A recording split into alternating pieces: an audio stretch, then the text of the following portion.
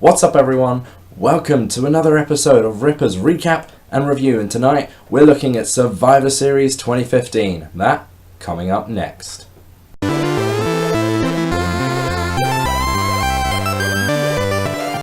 So, the 29th annual Survivor Series took place on Sunday night, and it was a pay-per-view we were all excited to...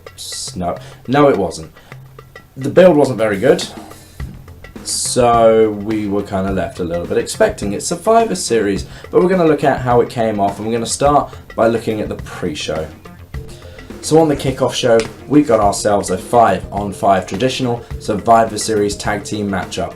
So we knew we were going to get a traditional Survivor Series match on the show, but when it was announced for the pre-show, that kind of didn't set a good tone for the thing. It made me feel especially like it was going to be the only one on the show, and it had been relegated. So you had the teams of Neville, the Dudley Boys, Titus O'Neil, and a returning Goldust, facing the team of the Cosmic Wasteland, The Miz, and Bo Dallas. So it was an alright little match to start off the show. It was fun, it was exciting in places, Neville of course contributing most of those moments. The return of Goldust was very, very cool. We didn't expect that. It was a nice shocker, but the thing was it was on the pre-show, so it didn't really get the reaction that it should have done. The arena was still filling up, and not everybody would have been watching at that time, so there was that. So your survivors were the Dudley Boys, Titus O'Neil, and Goldust. There was no real explanation for Darren Young not being around, but I guess that's probably something I've missed. Either way, it was neither here nor there. Good little match to kick off the show. So then we kicked off the main show itself, and we started with Lillian Garcia singing the national anthem. Now, this was obviously a direct reference to not only the tragic events in Paris last weekend, but also to the ISIS threat on Survivor Series this weekend. That was WWE sticking their middle finger up at everything, and it was a good little show. Trust WWE to come out and be really patriotic. They do that better than anyone else. It's a nice little kicker, and Lillian Garcia, she belted it out of the park again. She always does, so that was cool. Then we kicked into a promo for the rest of the show, showing, the matches that we've got coming up as they always do. So we got right into the action with the first match of the WWE World Heavyweight Championship Tournament semi-finals. Roman Reigns took on Alberto Del Rio. It was a decent match. The two of them had a good chemistry in the ring. Del Rio's looking even better these days. He seems to have lost even more weight since Hell in a Cell. He's looking a bit weird, like he's still not the Del Rio we remember, but that's, I guess, neither here nor there. He's looking in great shape. The match itself was fairly slow-paced. It was kind of predictable. One thing I've really got to point out is Del Rio's new finishing move. That double top rope foot stomp, that's a bit weird. It's so laboured. It looks so set up, and it's got such an easy counter to it, as Roman proved as he just literally dropped back against the turnbuckle. It seems a bit of an odd one. Maybe once in a while it'd be a nice kind of final match, kind of big move, but no, it's not really appropriate as a full-time finisher. I think he needs to find something new. I know he's trying to find something other than the cross armbar, but it's just not very good. So coming out of that, we got a scuffle from the two of them, which ended up with Roman Reigns hitting the spear, going through to the final. We predicted that. It's not a problem. I'd prefer to have Roman in there than Del Rio at this point anyway, so that's not bad. Next up was the second match in the tournament semi-finals. It was Dean Ambrose versus Kevin Owens. Before we got to the match, we had a backstage segment with Roman Reigns. Dean Ambrose showed up, Owens showed up, Owens providing his excellent heel work as always. This match was a little bit more what I'd expect from a pay-per-view match. It was good, it was fast-paced. These two guys obviously big fan favourites, the both of them. The crowd was certainly behind Ambrose more, but it was more of a split. They were definitely more alive for this match than they were in the previous one, where they were pretty much just quiet, and it just seemed weird, and like it wasn't even a pay-per-view, like it was just a crappy Raw. But, they got more behind it for this one. Certain chance of, let's go Ambrose, fight Owens, fight. They came through, which was cool. The nice sign with Diet Owens Diet. If you didn't see Kevin Owens' response on Twitter, go look it up. It's amazing. It really is. We've got to give Jerry Lawler his credit for the line of a point here and a point there and a lot of ball in between. That was kind of a well-placed line, and I did like that. So yeah, they had a good little competitive match. Kevin Owens pulled out a couple of big spots, so that top rope moonsault obviously looks amazing every time he does it, because you just still don't believe a guy his size can fly. And then he hit a sidewinder suplex from the top. before he started showing a bit of desperation, shouting at Michael Cole, telling him to stay down. Quite a funny moment where the referee came in to ask Ambrose if he was okay during a chin lock or as a headlock, and Kevin he says yes, you know, trying to tell the referee he was submitting. That was very, very funny. I like that. Again, nothing too spectacular at the end here. Dean Ambrose hits the Dirty Deeds for the win. We've got Roman and Ambrose in the finals. That's kind of what we expected. I would have been happy either way this way, but Roman and Dean has the potential to be a good match. So that's not so bad. Then we hit a promo for TLC, which I have to give a special shout out for because that was amazing. This 8-bit promo where Roman Reigns is running through the 3 levels and avoids fire from Demon Kane and is punched at the end and through a table. That was so cool. Credit to them. That's definitely got to be one of, if not the best promo for a pay-per-view this year. So next we got our on the show traditional 5-on-5 Survivor Series tag team match, which was good. We got one on the show. Thank God for that. It was the Lucha Dragons, the Usos and Ryback versus the team of the New Day and Sheamus and Wade Barrett. This kind of just seemed like a jumble of guys who didn't really have anything else to do on the pay-per-view, but they want them to be featured. It's kind of what you expected. I probably would have been happier with a traditional tag team match, but then we wouldn't have gotten our Survivor Series matchup on Survivor Series, which would have been ridiculous. So they did what they can. I've got to say I love the colours on the Lucha Dragons. That red and black look was very, very cool. A New Day were on form as always, accompanied this time not by Xavier Woods but by Prince, which was amazing. Inevitably that hairdo got screwed up throughout the entire match, but it was still amazing how they played it up at first. Coming down to the ring, Sheamus getting his line of getting jiggy with it. I mean, this isn't the 90s and you're a pasty white guy with a ginger mohawk. Don't do it, Sheamus. It's bad. Couple of decent high spots during the match. The flying foursome of the Luchas and the Usos going to the outside, followed by Ryback, who's got the, what was it JBL said? The grace of a falling sofa. That is predictable, but it's still a nice impact move to see a 275-pound guy come off the top rope. As much as he looks awkward doing it, you know it's still impactful, so that's pretty cool. Then the moment of the match happened. Barrett shimmying along with the New Day, proving once and for all the white guys just don't dance. That was hilarious. Laughed my little heart out at that. I'm so glad that GIFs exist of it already because I've been watching them all day, just watching his pasty white backside just rub up and down against that apron. It was weird, but it was so funny. After the elimination of Big E, Kofi and Xavier decide to carry him out. There's not really any kind of official announcement that they've left or that they've been eliminated, but that leaves Sheamus alone, who gets his backside handed to him basically. Sheamus goes down. We've got the sole survivors of Jey Uso, Kalisto and Ryback.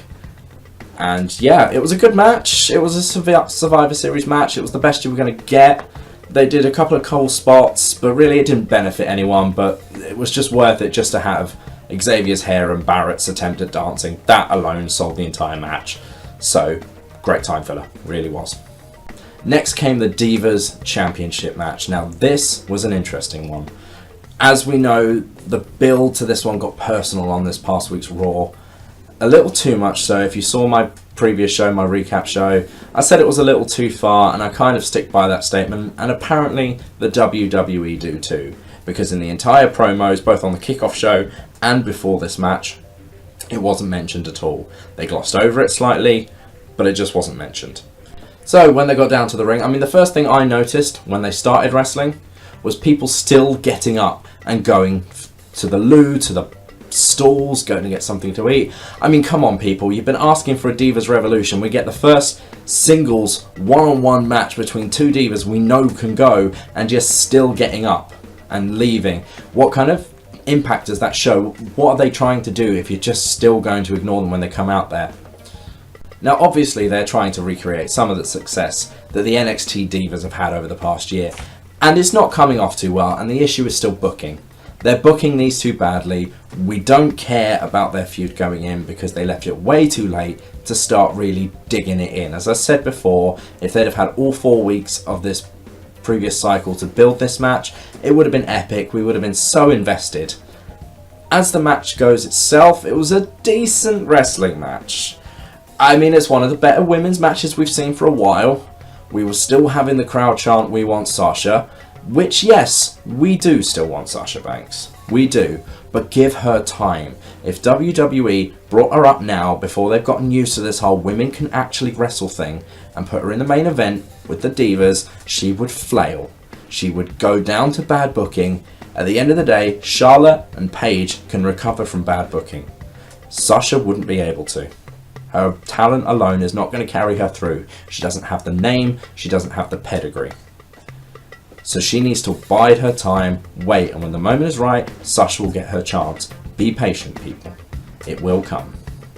As for the Charlotte and Paige thing, they had a couple of really good spots in there. The figure 4 leg lock that went over the apron, Charlotte held onto it, that looked pretty painful. We also got the spear off the barricade. Before that happened though, when Paige climbed up, there was one dude who was very obviously taking a picture down her top.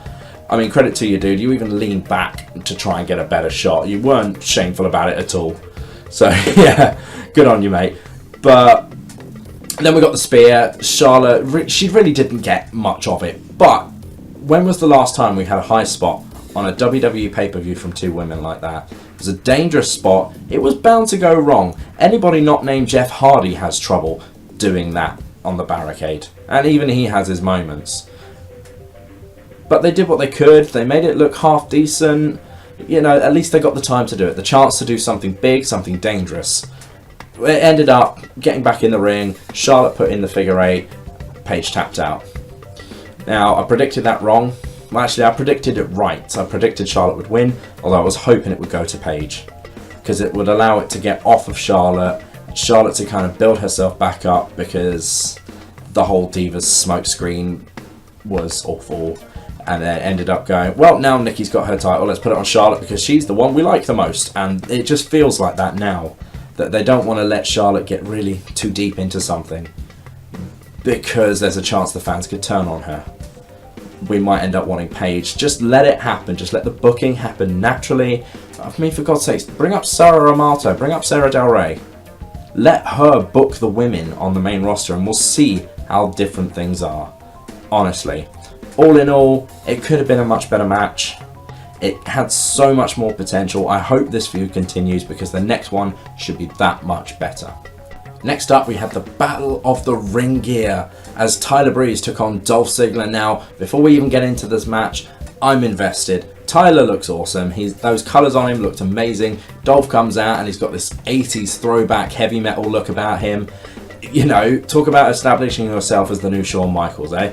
It looked amazing on him. It was a nice touch. Dolph is in the process of truly reinventing himself, trying to get that momentum back on his side. So it was a cool little thing for them to do to start off with. As for the match itself, it served a purpose. It was a good match. Both Dolph and Tyler are good workers. They know what they're doing in that ring and they seem to complement each other very, very well. So I'm glad we got this match. I thought it was going to get scrapped because of the tournament. I know I didn't mention it in the recap show. It was announced on WWE.com. Or it might have even been on SmackDown. Like I said, I didn't watch SmackDown. But it was announced before I put out the recap show. So I do apologise for not mentioning that before. But it was a very, very good match. I enjoyed it. It was fast paced. It didn't come down to Summer Rae throwing a shoe at someone for it to, you know, come to an end. It was very, very good. It did what it needed to do, and that's get some momentum back on the side of Tyler Breeze. Unfortunately, it was at the expense of Dolph Ziggler, who needs it just as much right now. But Dolph can hopefully come back and do something else with someone new, while Tyler goes off and does his own thing. One thing I do want to point out is the new finisher. He's calling it the Unprettier again. For anyone that doesn't remember back to Christian's original run, that's what Christian called that move originally, and it fits the gimmick of Tyler so much better than continuing to call it a kill switch or finding a new name for it altogether. So I like that. Nice touch. Tyler Breeze for the win. As I say, he needed it. We'll have to see how both of these guys go in the future, because this could be a stepping stone for both. It could end up with both men crashing out. So that is for the future to see. Next, we had the Brothers of Destruction versus the Wyatt family. Now this is the one that had the most attention. There was no way this wasn't going to have everybody's attention. For one thing, we didn't know which two members of the Wyatt family. That led to some speculation. And then we knew Taker's entrance was going to be cool. We knew it was the Brothers of Destruction. match. It was going to be very throwbacky, very old school, and it turned out to be just that. The entrances themselves sold the entire pay-per-view. Kane coming down to the ring, stopping at the apron, setting off his pyros, which set off some Undertaker signs that were now draped from the ceiling. We got a long gong from Taker. We got a while. It took about 5 minutes for him to get to the ring all in all, which is pretty long, even considering WrestleManias. When he did come out, we had that coffin attached to the screen, obviously, that had the image, the scrolling images of all of Undertaker's gimmicks, even including the American Badass thing, which they sometimes shy away from. So yeah, that was amazing. I absolutely thoroughly loved that entrance. As we got into it, Eric Rowan stormed the ring, found himself chokeslammed by the brothers, and then disappeared. And then it turned out that it was going to be Luke Harper and Bray Wyatt who started this. Now that was a shocker to me. If you remember, I said that Braun Strowman was a lock. Obviously not. But if you think about it, it makes sense, because that way, if they were going to lose, Braun doesn't have to look weak. He can still look strong just from being on the outside. So realistically, that was a nice touch. The one thing that did confuse me, after Eric Rowan was taken out by the brothers, he left the arena. Why didn't he just get up 10 minutes later and go stand alongside Braun Strowman? That made no sense. But there you go. So basically, the entire match was to serve The Undertaker. Which, if it was for anyone else, that would be thoroughly ridiculous. But for Taker, it makes sense. He's earned it. Problem is, it came at the expense of the Wyatt family, and Bray Wyatt in particular. I would say hopefully Bray can regain his momentum, but this is happening to him a lot. The whole formula of come out of nowhere, attack, build feud, lose feud, repeat. You know, it's not going to work for him. They really need to do something new with Bray Wyatt. He needs to move on to someone new and build himself to look strong. The last time he really looked great coming out of a feud was against Dean Ambrose last year, and of course we were all up in arms about that because Ambrose took the fall for Wyatt. It's a nasty cycle right now, and they need to fix it. They really do. There's a couple of cool spots in the match. Taker going old school, obviously everybody jumped for that. There was a moment where Taker was knocked over the top rope, landed on his feet and went straight after Strowman. That's old man swagger at its absolute finest. Kane and Taker with the double choke slam to Braun Strowman to knock him out of the equation through the Spanish announce table. Rest in peace, Spanish announce table. Absolutely awesome. Nice touch. There was also a pretty cool spot where Kane was thrown over the announcers table by Strowman, and Michael Cole and JBL feared for their lives. They all the commentators shut up for about a minute, so I'm guessing some lines were pulled. So, you know, thank you, Strowman. But the funny thing is, as JBL and Cole were fluttering around trying to get everything back together, Jerry Lawler was just sat in his chair, just chilling. He might as well have had Netflix on in front of him because he was just so calm about the whole situation. It was amazing. And then we came up to the finish. Harper and Wyatt were both in the ring. Wyatt did the crawl, Harper kind of did his own little thing. It was kind of off camera, so you didn't really see. Double sit up by the brothers, double choke slam gets Wyatt out of the ring. Tombstone to Luke Harper, which looked a little laboured, may I add, but Harper is a massive bloke and Taker is getting old. Fair enough. Tombstone, Harper, 1, 2, 3, brothers win. Okay, so for the most part, my predictions were way off. I said it would be Strowman and Wyatt, and I said that Wyatt would win. Ended up being Harper and Wyatt, and they lost. So I was definitely off the mark. As I said before, this was just to serve The Undertaker, but it was very, very cool. He got his moment. The interesting thing is now this is going to be where Undertaker rides off into the sunset for a couple of months. At best, we'll see him at WrestleMania season. So it's now time for Wyatt to rebuild himself, and I think the chances are he's going to go into a longer feud with Kane, which isn't the best idea, but then if he can go over Kane and restart himself on a new feud in time for WrestleMania, that could do him some favours. So we'll just have to wait and see, but I hope they do something with Bray Wyatt now. And then we got to the final, the much anticipated final for the WWE World Heavyweight Championship, brother versus brother, friend versus friend, and it was... Alright, put it this way, we expected something from this one. Roman Reigns, Dean Ambrose going one-on-one for the very first time. That alone should make it an epic match. Throwing the fact that it is for a vacated WWE World Heavyweight Championship, all the emotion, all the blood, sweat and tears that both Roman and Ambrose have put into this tournament, and we get that match. It was lackluster. And it kind of just capped off a lackluster pay-per-view. I know I'm bigging it up a little bit, but if you were watching the crowd, if you were watching live, you wouldn't have believed it was a pay-per-view at all. Nonetheless, Survivor Series, the crowd were dead, and that did not contribute to the atmosphere coming back over the TV screens. The matches themselves, most of them did not live up to the hype. They really didn't. Not that there was much hype, as I said right at the beginning. So this was interesting, to say the least. These two had a decent match. They had the natural chemistry you'd expect. There was a very, very awesome moment that I really loved when they were both sat up in the middle of the ring. They just looked at each other and started shoving. That was kind of the moment where you just saw the friendship between two best friends kind of start to disintegrate as they got pissed off with one another not going down. So it was cool. But then Roman hits the spear out of nowhere. We're about 10 minutes in, and boom.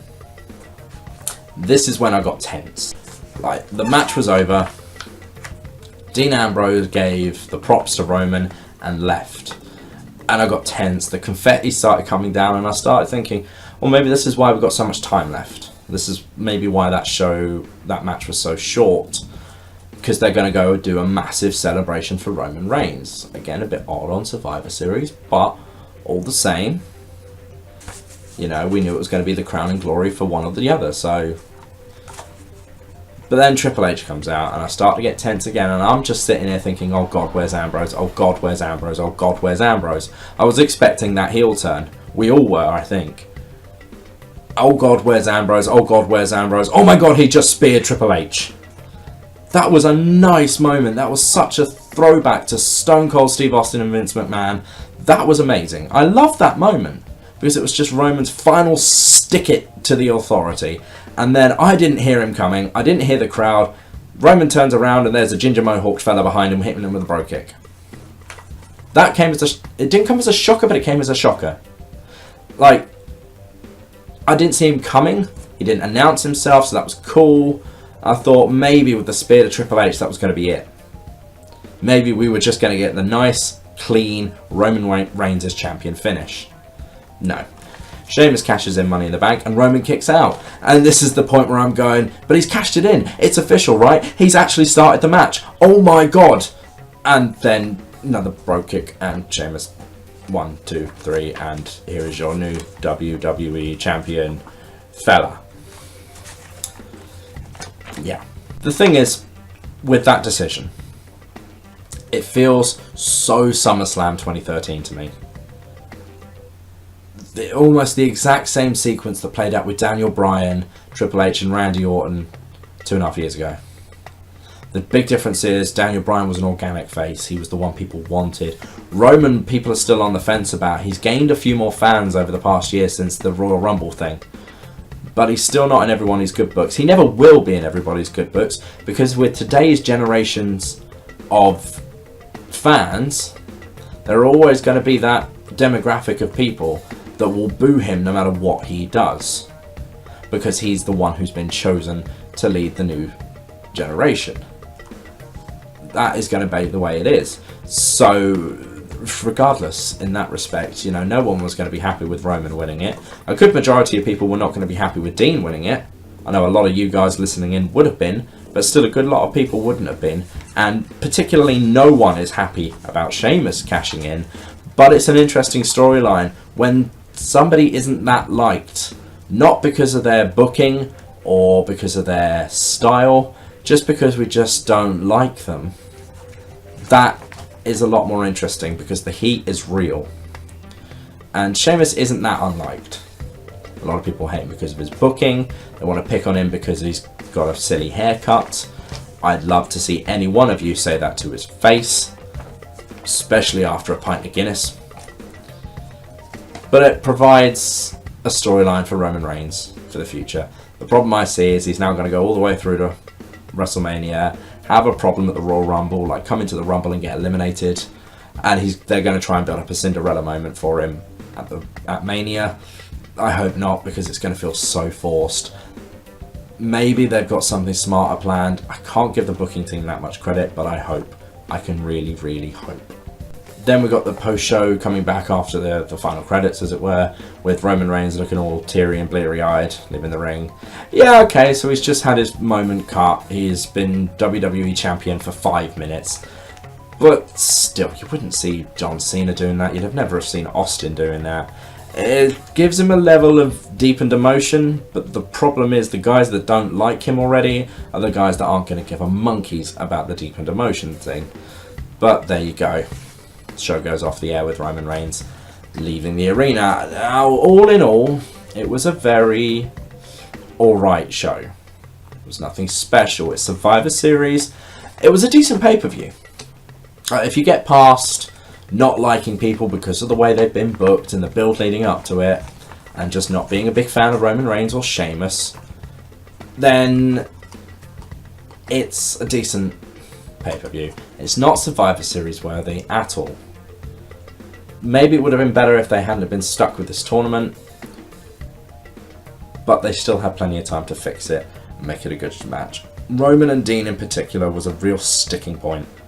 I can only hope the real reason that they got so little time was an overrun earlier in the show, because if it was pre-booked to be a very, very short title match, that is lazy booking.